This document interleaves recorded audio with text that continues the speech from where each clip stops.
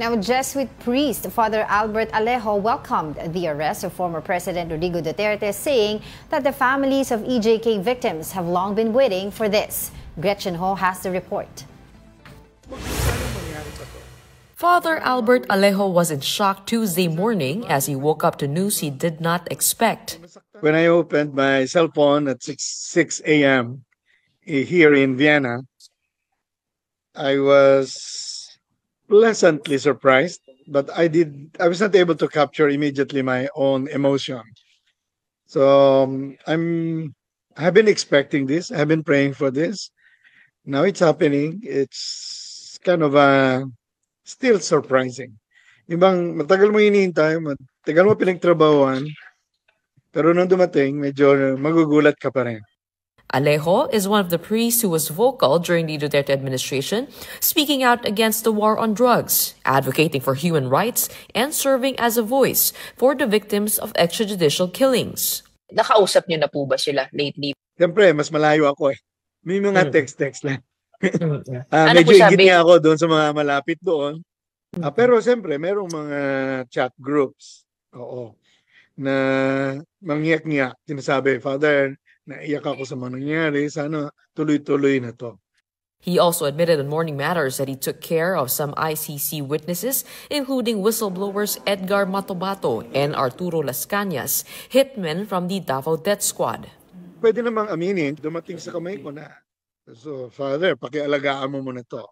Nung tinanong ko, si Edgar Matobato, nung nag-usap kami, sabi ko, anong gusto mong mangyari?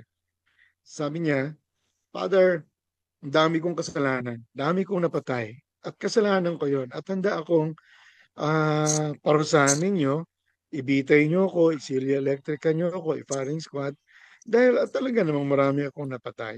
Kaya lang, Father, inutusan kami. May isang grupo kami na sa tingin namin, akala namin yun yung magandang paraan ng paglilinis ng lipunan. Pero nung nakita namin na may mga pinapatay na wala namang pakalang kasalanan, may nirate kami ng mga estudyanteng babae na wala naman kami nahuling shabu man lang, tapos nirape muna bago patayin. Parang hinipo sila ng Panginoon. Si Las Cañas, siya talaga yung mastermind ng mga designing ng pagpatay na talagang malapit na malapit sa kamay ni Duterte. Katunayan, inamin naman niya sa kanyang press conference doon pa mismo sa Senate na dalawang kapatid ni Arturo Las Cañas, dalawang kapatid niyang lalaki, napatay ng grupo nila. Pinatay ng grupo nila.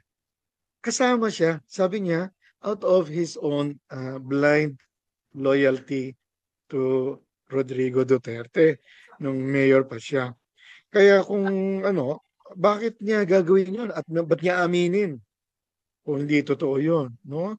At inamin din niya na may mga panahon na nasilaw rin siya sa pera kasi may mga bayad yun eh. Si Edgar Matobato at saka si Arturo Las Cañas, kamusta po lagay nila ngayon? Nakalabas na sila ng bansa, no? Finally. So, na yun? Hawak na sila ng ICC na mga Witness Protection Program. For taking care of them, Alejo even got his own death threats. Kami nila, Father Flavi, ganun. So, Father Robert. Doon sa party, meron ding death threat si Robert. Swerte pa nga kami, may threat lang kami. Yung iba, wala nang threat, pinatay na diretso eh. May sinasabi na papatayin kita, alam namin may tinatago ka.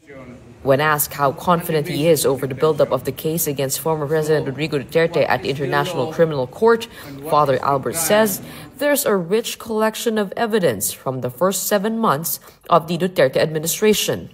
Yung unang 7 months, yung unang 7 buwan, nung humihingi ang mga journalist ng mga police reports, ang Philippine National Police, maluwag na maluwag nagbibigay sila ng police report. Pinagmamagaling kasi nila yun noon eh. Mayroon talagang mga ebidensya na galing mismo sa police. May mga dagdag dito. Ano pa? Siyempre, wala namang volunteer killers eh. Bayad yan eh.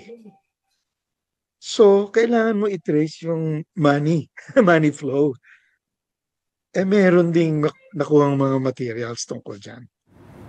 It will be a long journey as the 3 judges of the pre-trial chamber will first have to go through a stage to determine if there's enough evidence to proceed to an actual trial, a process that could take at least 2 months.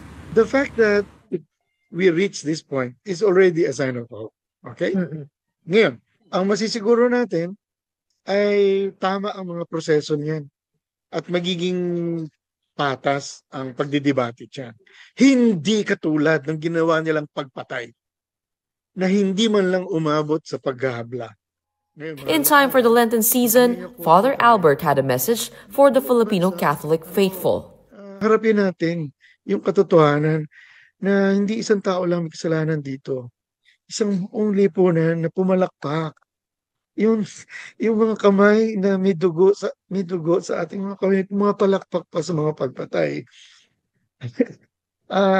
Ngayon, siguro mahal na araw. Ewan ko, nag-imbita ka ng pari, di may konting sermon.